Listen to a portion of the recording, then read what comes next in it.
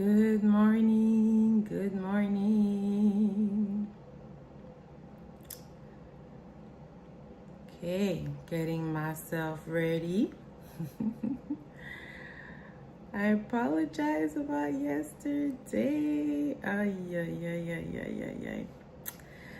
Yeah, so I was on a train, and the internet was not doing it. It was not doing it for me. And so, yeah, that's why I had to miss yesterday. So I apologize. I hope you had a wonderful day. I had wonderful travels, came back safe and sound. And yeah, came back to the snow. But it's all good. We appreciate the snow because it's beautiful. All right. Let us get into our reading today. So we are reflection 14, day 14. So that means we will be finishing March 2nd instead of March 1st. So you get one more day with me. We'll see what happens after that because I'm kind of liking this. So we'll see. We'll see where we go from there. All right. Reflection 14. Self-care is prevention. So this is the second reflection in our self-care theme. And so again, we did environment, we did foundation, temperature, we did self-image, and we are doing self-care. Second reflection. Quote from Lala Delia. Self-care is how you take your power back. That's right. Quote from Gail Saltz. One person's self-care isn't necessarily another's. There is going to be a lot of individuality. Very true. Today I want to go into definitions of self-care. The Webster Dictionary says care for oneself. Super simple. And then it adds another slight specification where it says health care provided by oneself, often without the consultation of a medical professional. Very interesting. And in the book I say, I find that very interesting. I do. We often don't realize how much our definition of self-care can prevent complications, ailments, and diseases in our physical bodies. That's because many of our soulish realm issues and spiritual issues frequently transpire in whatever is going on in our bodies. The interaction between the invisible and the visible are constant. And so it's essential to be very aware of what is happening that could be influencing one from the other. Again, talking about self-care can be very different for each of us. But the way I see it, the most critical thing to understand is that self-care is prevention. You have to think about it as a way to protect yourself and give yourself a way to prevent some more serious complications that could happen. And even if you are experiencing some complications, knowing that there could be an internal or invisible source to it that you maybe haven't dealt with yet is enormous. Definitely. Our bodily ailments are often psychosomatic. We talked about this already, meaning they originate in the soulish realm. So not being able to connect with who you are in spirit or not being able to quiet your soul can impact what you see manifested in your body. We're again talking about the interaction between the internal and the external environment. That is so key. That's why we must be very clear about what self-care means to us and decisively make it a priority. Are you ready and willing to prioritize your innermost being through self-care so you can rise? Yes. So important. And, self-care is about prevention, yes. And when I think prevention, I think proactiveness. So you have to be proactive about, for example, what causes you stress. You need to be very aware of what causes you stress.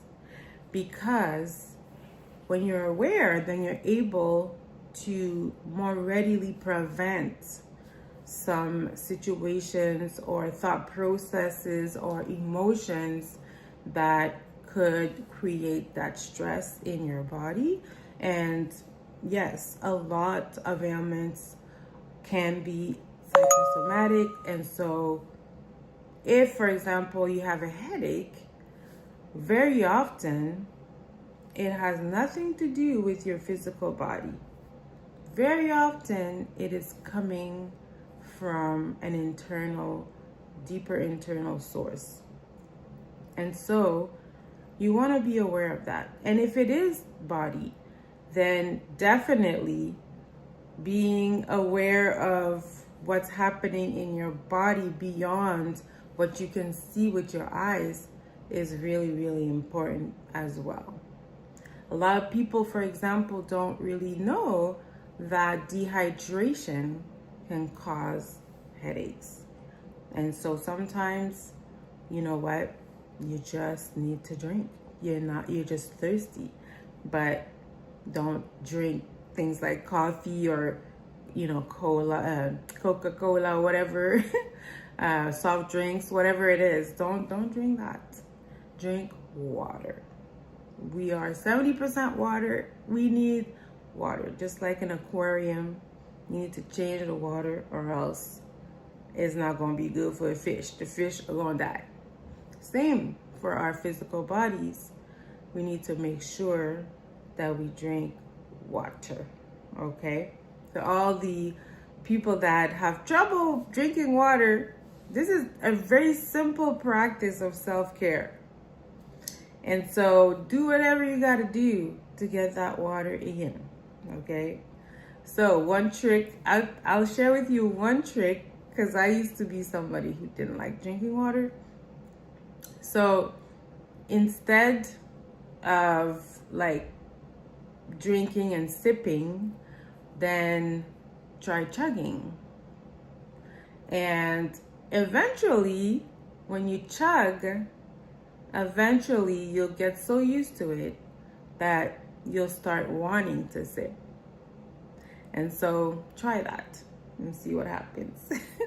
So this is an example of self-care that is really something we don't really see as self-care.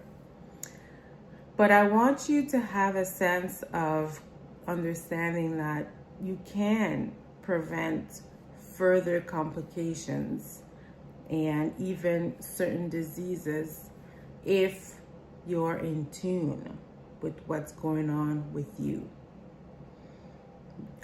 So the deeper you can go, the better. And this is, what we've been talking about for the last 14 days. And so it requires to have these appointments with yourself, right? So that definition that the Webster was talking about, having because what happens is sometimes we jump to the medical professional, and the truth is, the more that we can come to the medical professional with a sense of where we are, that can help as well. It can be an issue too, depending, but I believe that most medical professionals that care about their patients, will have this conversation with them about, the aspect of self-care, about preventing certain ailments, being proactive, talking about things in advance, and understanding as well that we are, we're whole. We're not, whatever it is that's happening in the body, is also connected to what's happening inwardly. And so very, very, very important. And I really stress, not like we talked about yesterday, coming up with your own definition of self-care. And today we want to make sure that it's not something that we do out of reaction, like a reactionary thing. We can prevent. Better safe than sorry, as they say. That's, I'm sure this expression, and it's true. And so we need to make sure that all of this work that we're doing is actually very, very impactful, not only for ourselves, but also for the people around us. Because the people around us, they care about us, and they may see certain things and come to us with certain things. And it's important for us to receive these things as confirmation, right? So the more you're in tune with yourself, the more you'll avoid being defensive.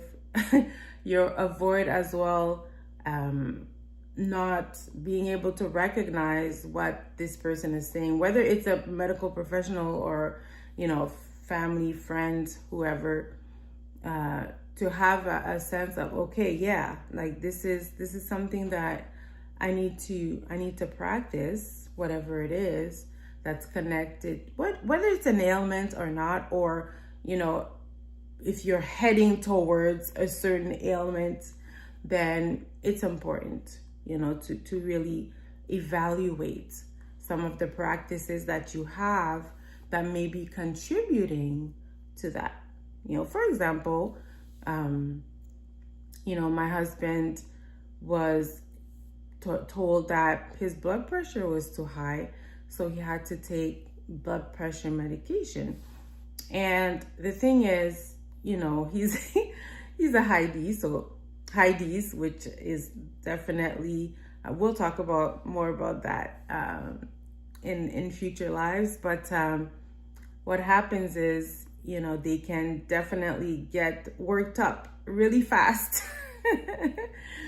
And so it's really sometimes the most mundane thing, and it's important to practice redirecting that go energy, or that tendency to be a little bit more, let's make this happen, be cranked up, I don't know if this is a English word, but anyway. So in Quebec we say cranky, right? So what happened was he started to care for himself, and for example, if he lost his wallet, and instead of being all worked up about it and just being like frustrated, all of that stuff, just he learned to kind of, okay, I'm gonna just settle and just retrace my steps and be open. I always say, and my family knows, I always tell them, if you lose something, that's my thing, ask Holy Spirit, he will tell you where it is. And at first they were like, oh, that's because you have a special thing. No, this is something all of us can do. Try it. So anyways, he settled down, he asked Holy Spirit, and just a few seconds after, a thought came in, pants. He went into the pants, found the wallet. He'd been looking for it for at least 2 weeks, okay? So this is just an example of self-care. You don't have to go into these patterns. You really don't. And it's a question of being aware of that and making the changes necessary. I'm yapping too much today. Your challenge is to identify one thing, okay, that in your body, soul, spirit, wherever, that is a neglect of self-care happening, okay? And then you're gonna decide one preventive measure that you can use, just the kind of like the examples I gave, that you're able to address that, okay? And so to prevent any ailments or issues that could come up in that particular area of your life, okay? So this is it. Love you all. Have a wonderful Sunday.